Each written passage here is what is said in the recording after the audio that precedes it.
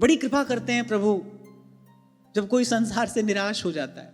आप देखो कोई झंझट है ही नहीं, सारा दुख आशा से ही तो जन्म लेता है। आशा ही परमम दुखम नैराश्यम परमम सुखम।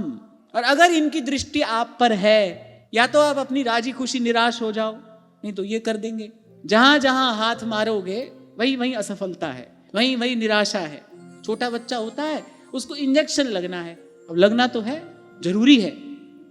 वो जीवन भर स्वस्थ रहे, उसके लिए वो 2 क्षण की जो पीड़ा है वो आवश्यक है।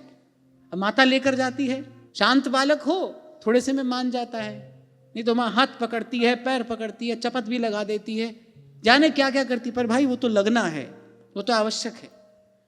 ऐसे ही यदि इन्होंने आपको स्वीकार कर लिया है, सीधे चलो, सहज में कार्य हो जाएगा, नहीं तो करा तो ये लेंगे। श्री स्वामी शरणानंद जी महाराज एक बात कहा करते थे, बोले भाई संसार में जो दुख आता है ना, साधक के जीवन में जो दुख आता है वो सुख की दासता का नाश करने के लिए आता है। ये जो निरंतर सुख की आशा लगी है ना, है कुछ नहीं, छल है, भ्रम है, और इसी माया जाल में जीव जन्म जन्मांतर से उलझा है।